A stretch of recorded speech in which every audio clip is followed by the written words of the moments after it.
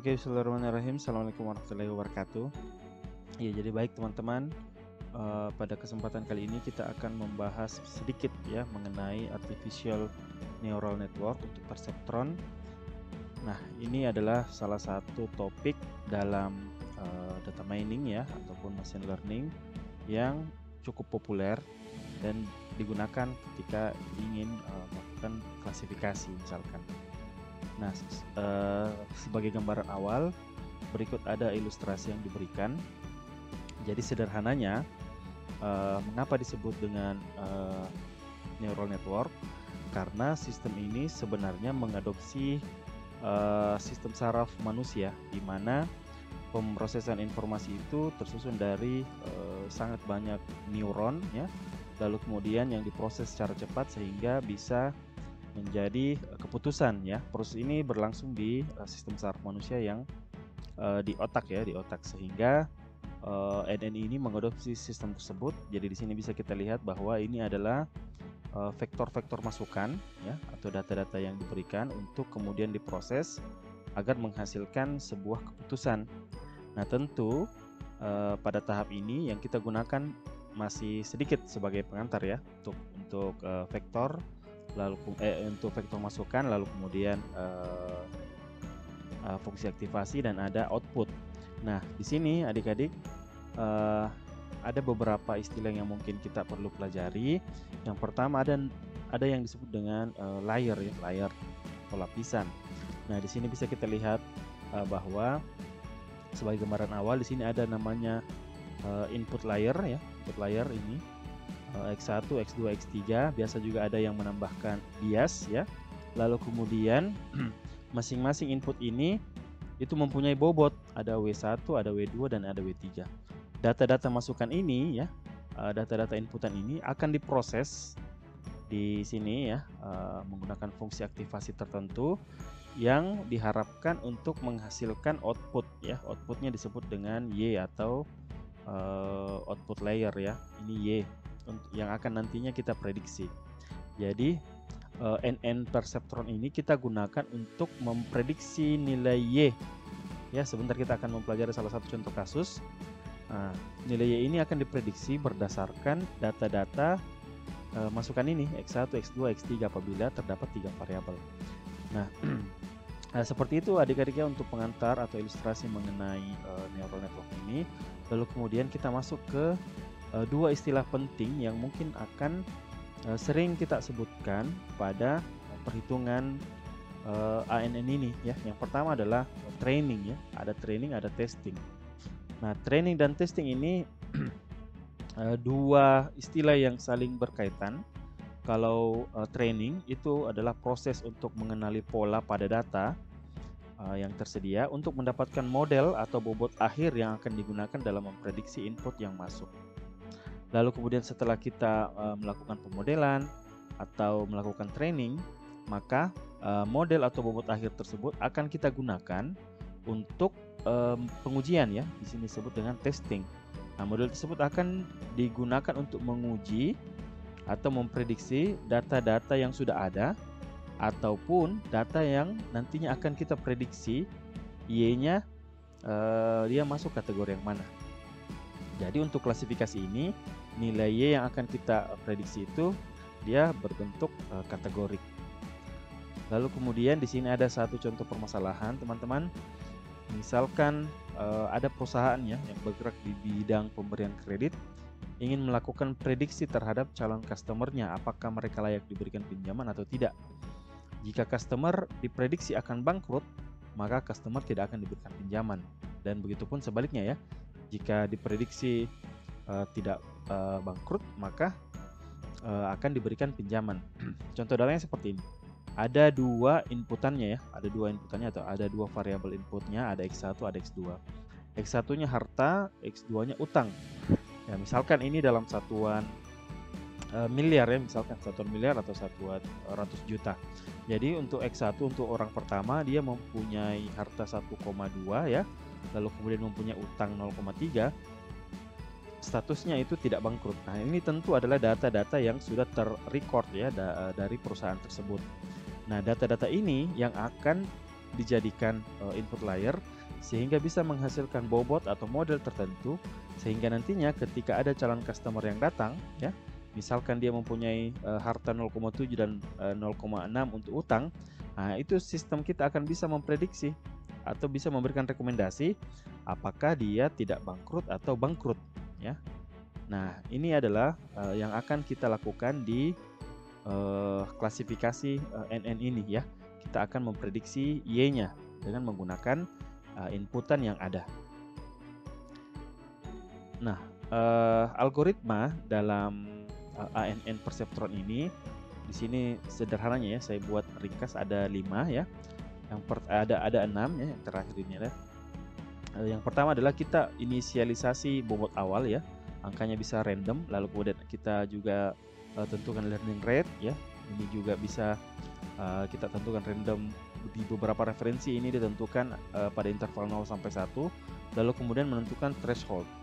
Jadi threshold ini teman-teman adalah batas ya, batas yang nantinya kita akan jadikan patokan sebagai penentuan hasil prediksinya dia masuk kategori 1 atau 0 ya. Kalau di contoh kasus tadi kan dicontohkan itu bangkrut dan tidak bangkrut.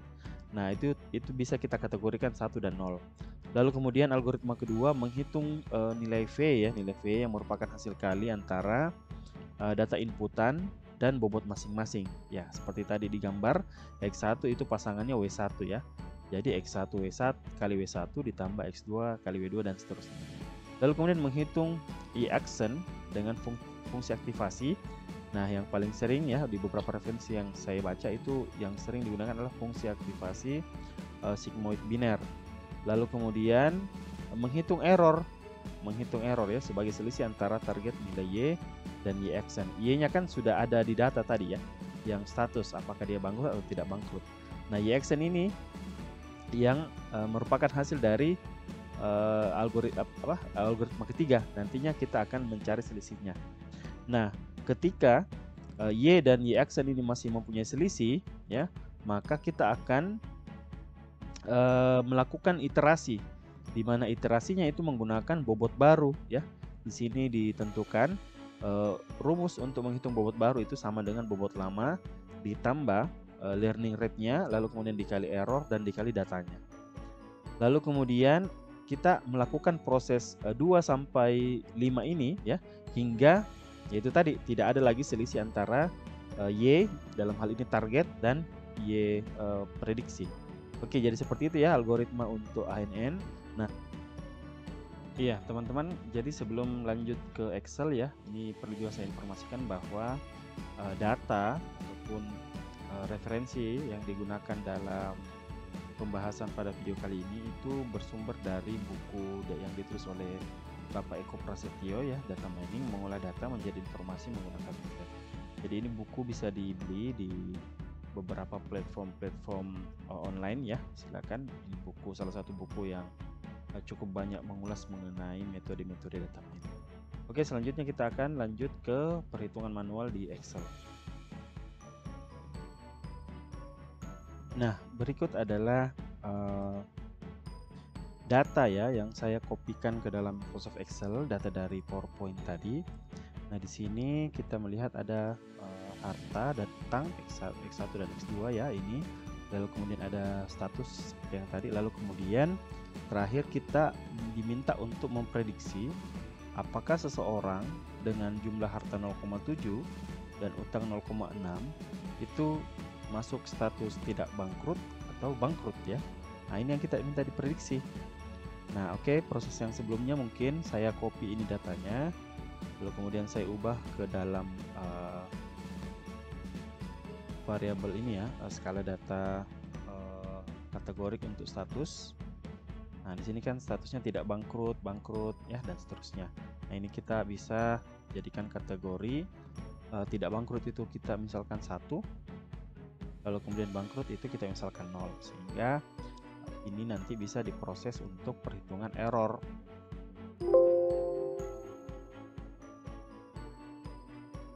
Oke.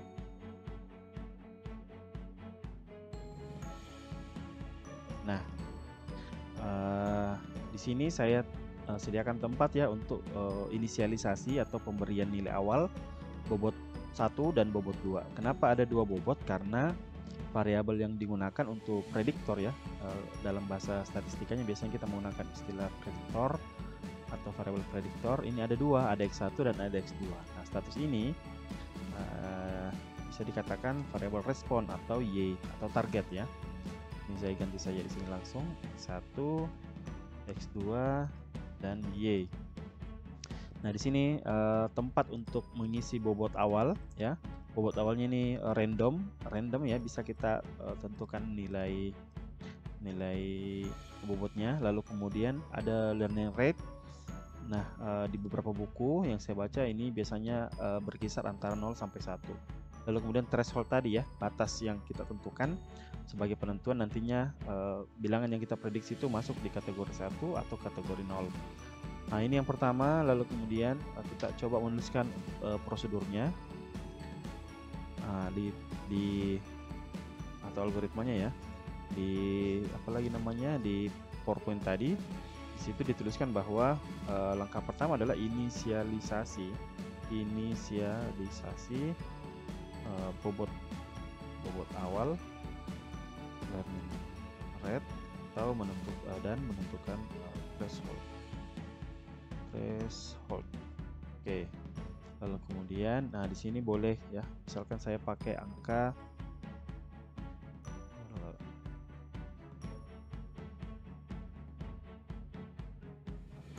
misalkan di sini untuk bobot pertama saya pakai minus 1,8, 2,9.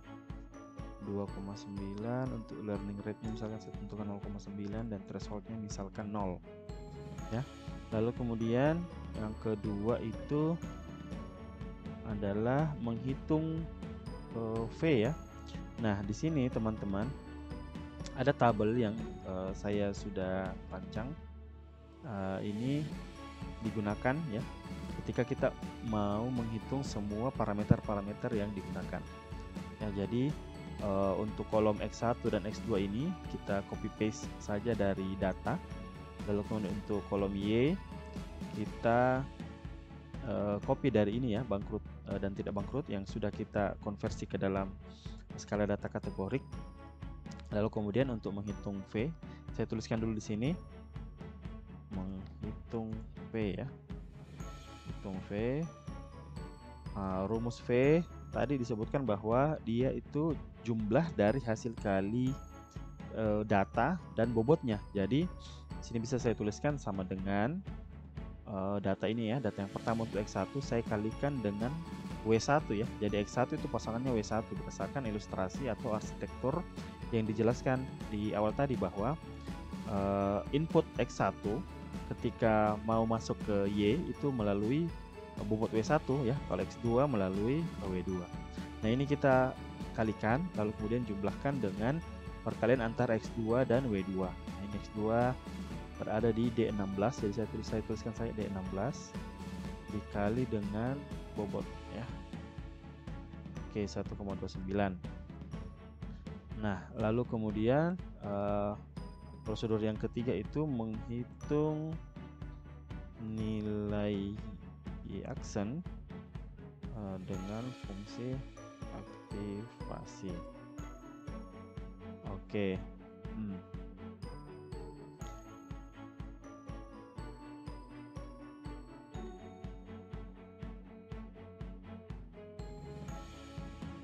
Oke, di sini saya tuliskan untuk luaran Y-aksennya sama dengan jika E16 ya, jika nilai V untuk data pertama ini kurang dari threshold ya, kurang dari threshold. Nah, ini tadi ya, untuk kita menentukan threshold itu sebagai batas untuk penentuan apakah dia masuk kategori 0 atau kategori 1 dalam hal prediksi nilai Y-nya. Jadi kita tentukan apabila V itu kurang dari thresholdnya maka 0 ya, maka 0. Lalu kemudian jika tidak maka 1. Dalam artian ini adalah fungsi sigmoid biner ya. Jadi ketika nilai V, atau di beberapa tulisan juga menggunakan Y input itu kurang dari thresholdnya, maka 0. Apabila dia lebih dari atau sama dengan, maka dia 1. Atau dalam hal ini 0 itu adalah bangkrut dan 1 itu adalah tidak bangkrut. Oke, lalu kemudian Y-nya ini tadi hasil dari copy paste data di atas ya, data yang ini. Lalu kemudian untuk error langsung saja kita bisa selisihkan antara Y dikurang dengan Y aksen. Nah, bobot baru ya, bobot baru ini saya tuliskan rumusnya di sini, bisa langsung kita ketikkan, sama dengan bobot lama yang ini ya, bobot lama untuk W1 ditambah learning rate dikali dengan error, ini error dia di H16 ya, lalu kemudian dikali dengan X, karena ini yang kita mau tentukan yang sekarang adalah W1, berarti X nya adalah X1. Lalu kemudian saya enter. Nah, sekarang kita mau menghitung W2 ya, sama dengan rumus yang sama ya, W lamanya untuk W2 ditambah learning rate-nya dikali dengan errornya dikali dengan X2, karena yang mau kita hitung bobot barunya adalah W2. Saya enter. Nah, untuk delta bisa langsung saja W1 yang baru dikurang dengan W1 lama. Nah, untuk delta W2 juga seperti itu ya, W2 baru dikurang W2 lama. Oke. Nah, untuk perhitungan pertama ini teman-teman itu kita belum bisa drag ke bawah ya. Kenapa? Karena untuk data pertama ini bobot barunya ada di sebelah ini ya, di bagian atas. Sementara untuk data kedua ini bisa nanti di drag karena mereka sudah mengikuti pola yang ada di atas. Nah, jadi bobot lama nantinya itu berada di atasnya sehingga nantinya bisa di drag. Oke, jadi untuk sementara kita menghitung 2 baris ya, untuk setelahnya bisa di drag ke bawah. Nah, sekarang untuk data kedua V ini sama rumusnya tadi ya, sama dengan hasil kali X1 dan W1 yang baru ditambah dengan X2 data kedua itu di D17 dikali dengan W2 yang baru. Nah, saya dapat 1,326. Lalu kemudian ini karena yang Y aksen ini perhitungannya tetap ya, maksudnya thresholdnya ini tidak berubah-ubah, tidak ada threshold baru, maka ini bisa di drag saja turun ke bawah. Ya boleh ya, atau sampai sini dulu. Nah, oke, di drag, lalu kemudian errornya bisa juga di drag karena ini fungsinya hanya mengurangkan Y dan Y aksen ya. Oke, jadi untuk bobot W1 barunya ya sama kayak tadi, bobot lama ditambah dengan threshold, nantinya di drag, maka kunci boleh menekan Fn F4 atau boleh diketikkan manual ini simbol dolar di depan huruf dan di depan angkanya. Jadi huruf ini melambangkan kolom dan angka ini 13 ini melambangkan nomor baris. Lalu kemudian setelah dikalikan dengan learning rate dikali dengan errornya, ini errornya di sini posisinya itu di H17, lalu kemudian dikali dengan X ini karena yang kita mau hitung itu W1, berarti saya kalikan dengan X1 yang sejajarnya ya, lalu kemudian saya enter. Nah, untuk di W2 juga seperti itu ya, jadi sama dengan W lamanya yang di atas ditambah learning rate-nya. Saya coba cek yang tadi itu learning rate. Oh, ini ya, bukan threshold tapi learning rate-nya yang 0,9 ini atau C12. Oke, C12 ya sini. Oke. Lalu kemudian ini ya. Sama kayak tadi, sama dengan bobot lama ditambah dengan learning rate. Nah, ini dikunci dikalikan dengan error. Lalu kemudian dikalikan dengan X2 ya, X2 karena yang kita hitung adalah W2. Saya enter.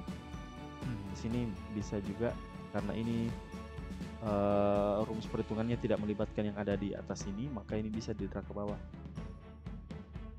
Oke. Oke, jadi seperti itu ya teman-teman untuk perhitungan yang data kedua ini. Nah, karena data kedua ini sudah data yang di bawah yang kita hitung itu sudah membentuk pola dalam perhitungannya atau rumus-rumusnya, boleh di drag. Ini saya drag turun, ini saya juga drag. Hitung error. Lalu kemudian, nah nanti hasilnya ketika semuanya sudah terdrag. Oke, ini kita lihat kenapa bisa C15 ya. C15. Oh ini ya. Ini tadi. Oh iya. Oke, untuk deltanya kita perbaiki dulu. Jadi untuk data kedua ini perhitungan deltanya itu W1 baru ya dikurang W1 lama. Oke, seperti ini saya drag saja. Oke, dapatnya oke, minus 0,45 sampai minus 1,35. Oke, teman-teman, jadi ini adalah bobot ya, bobot yang nantinya kita akan gunakan dalam memprediksi. Namun proses ini masih berlanjut. Ini masih iterasi pertama ya. Nah, ini proses ini masih berlanjut selama masih ada error. Jadi ketika errornya belum nol di sini semua, maka proses yang sama ini akan berlangsung beberapa kali iterasi hingga errornya bernilai nol. Nah, mudahnya, sederhananya, ketika kita sudah melakukan perhitungan satu iterasi, maka iterasi berikutnya itu kita hanya melakukan drag saja ya, hingga errornya bernilai nol semua. Oke, jadi kembali saya kopikan datanya ke bawah ini. X1 dan X2 saya kopikan datanya. Begitupun dengan Y, karena ini data sudah diberikan di awal. Oke, saya buat dulu satu ini ya. Lalu kemudian mungkin bagusnya saya kasih warna berbeda supaya bisa nanti kelihatan yang mana data-data di iterasi pertama dan yang mana yang ada di iterasi kedua. Oke ya, jadi yang di copy X1 dan X2, lalu kemudian ada Y yang juga di copy. Oke, untuk yang selainnya ini bisa di drag saja. Oke, saya drag ya, saya drag semuanya karena perhitungannya sudah berpola, dia mengikuti data yang ada di atasnya atau data sebelumnya, baik itu di bobot, lalu kemudian ada juga di V. Nah, ini teman-teman yang hasil dari iterasi kedua. Jadi hasil dari iterasi kedua kita lihat bahwa masih ada error ya, masih ada error yang terjadi di sini. Masih ada 3 yang belum nol. Nah, ini bobot akhir yang didapatkan. Lalu kemudian karena masih ada error sehingga proses iterasi ini masih berlanjut ke iterasi ketiga. Jadi saya copy lagi datanya. Copy data X1, lalu kemudian saya copy juga data Y. Saya buat lagi di sini tabel. Ya, saya selang-seling ya, putih lalu kemudian transparan lalu kemudian abu-abu. Oke, sini kita sudah masuk ke iterasi ketiga. Nah, untuk yang lain boleh di drag ya. Di drag saja ke bawah atau diklik 2 kali di ujungnya. Nah, di proses iterasi ketiga ini ya, jumlah error masih ada 2 ya, masih ada 2. Lalu kemudian saya kasih warna dulu. Nah, errornya ini masih ada 3 ya, sehingga proses iterasi ini kita akan lanjutkan ke iterasi keempat. Saya copy X dan Y-nya. Oke, lalu kemudian saya buatkan tabel. Saya beri warna.